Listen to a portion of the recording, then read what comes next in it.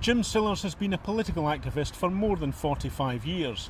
He's currently touring the country promoting his new book, In Place of Fear 2, a socialist agenda for an independent Scotland. I caught up with him here in Provan to find out what that vision entailed and what message he had for Scots as we approach this independence referendum.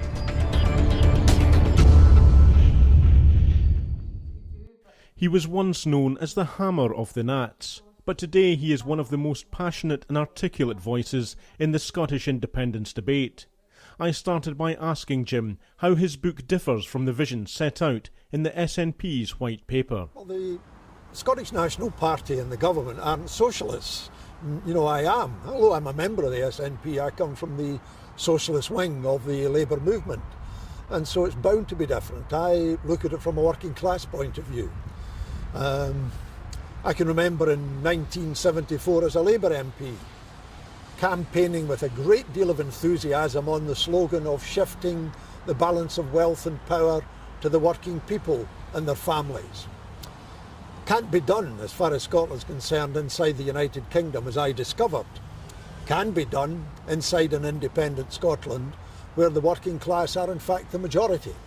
So, in a sense, it was relatively easy to write a radical programme for an independent Scotland based on the socialist principles and socialist ethos.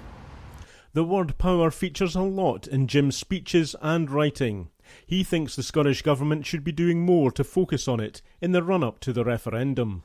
I don't think the government, the SNP government, has done anything like the emphasis that's required, but I do, because we're talking about power. As things stand at the moment inside the United Kingdom, the Scots don't have any power. We may vote Labour at a general election.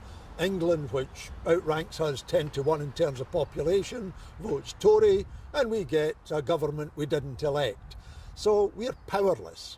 But of course, independence brings us power, and that's what the referendum is about. On the 18th of September, for 15 hours, we are very powerful, because between 7 o'clock in the morning and 10 o'clock in the evening, we have sovereign power in our hands as a Scottish people.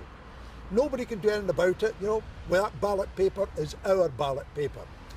What do we do at 1 minute past 10? Have we kept that power, or have we given it away? If we've kept that power, then the working class can do things with it in our favour for a change, instead of things being done against us for a change. And I'll give you an example. If you look at the working class history of Scotland, we have used all our energies in a defensive posture.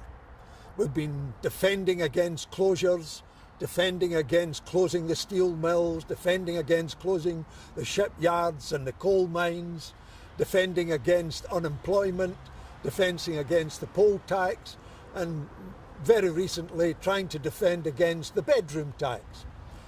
What if we had the power of an independent Scotland and we didn't need to be defensive any longer? We could use that energy that we've always used for defence to actually build a better, fairer and more just society on the basis of our values and the policies that we want. So power stands central to the referendum. That's what it's about. Jim has set out a clear socialist vision of what a yes vote could deliver for Scotland. But what if the vote goes the other way? Oh, if there's a no vote, I will forecast now that by 2016, many people who voted no will bitterly regret it. Because we're going to remain, if we get a no vote, we will remain part of a United Kingdom at the final end of the English/British Empire. All empires finally fade away, and this one's in its final stages as a fading power. It is skint. Right now, the UK national debt is just above £1.3 trillion, and it's heading for 1.5 trillion in 2017.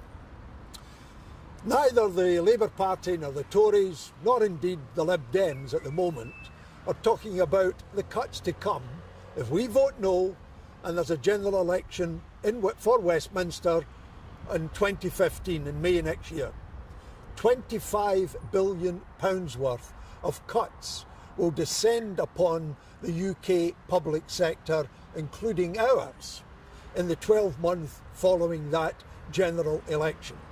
And that won't be the only £25 billion worth of cuts to fall upon our people. So they will bitterly regret. Unfortunately, we won't be able to reverse a no vote. Alex Salmond has stated that if Scots lose the referendum, then the issue will be lost for a generation. Jim has a different view on that, especially if the result is close. If it's a very narrow no vote, that means a very large yes vote.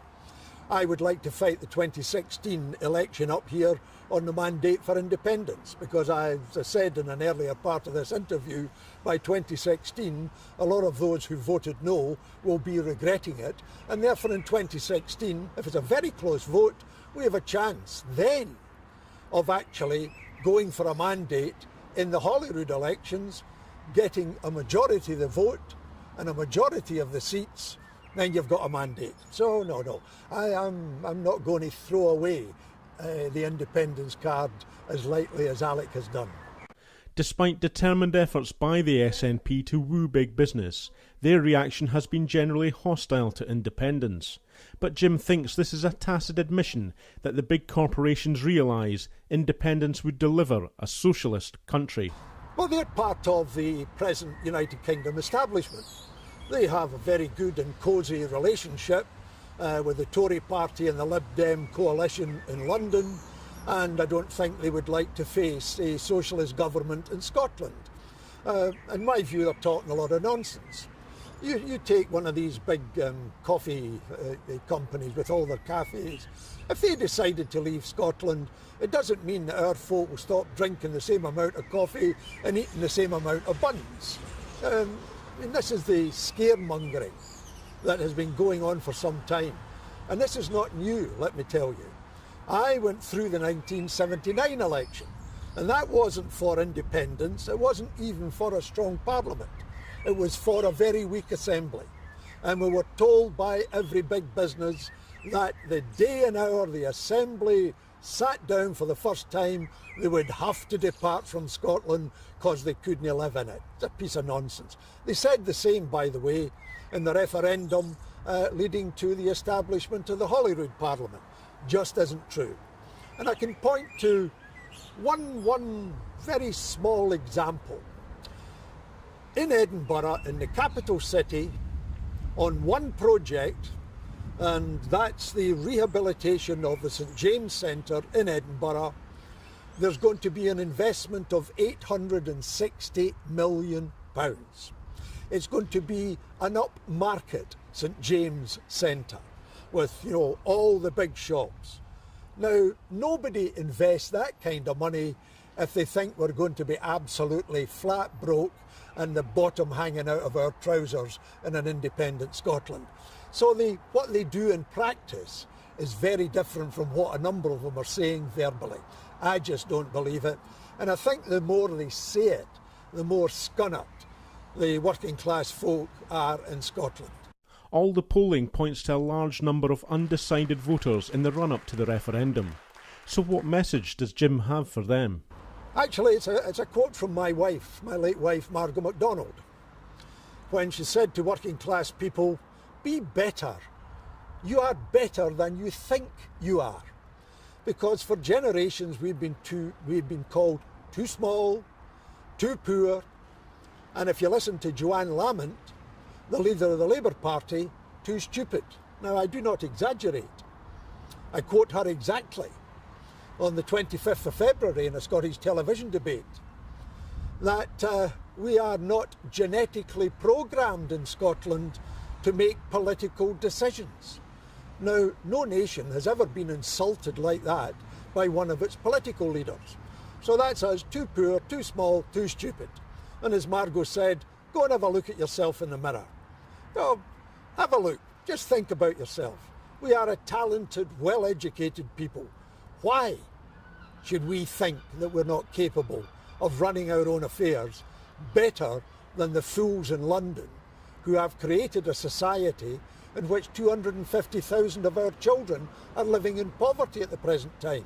In this city of Glasgow, where I'm standing now, a third of the children live in poverty. There's a number of people in Glasgow who will not reach the age of 55 because of the health conditions. So when they say better together, I've got to say to all the doubtfuls, look at what they're really talking about. It's a fiction, better together.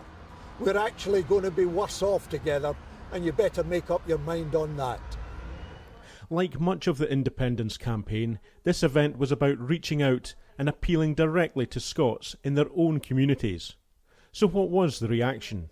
I thought it was actually really informative, because it was one of these things where you kind of come along to it, you're kind of not really knowing what to expect, and then you get here and you see so many people, and you also, like, when you begin to ask questions, you start seeing that people are starting to kind of think a lot more.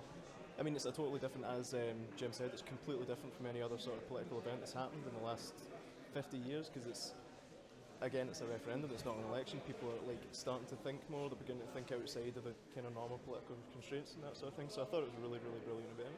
I'm at the same age as Jim, well, I hope I'm 79, you know, and I think I've seen a lot. I remember Labour and the days, but to listen to Jim saying, I know he was as well, you know, and how they've let us down, and how he spoke about what he wants to the Labour that should be, I think was great.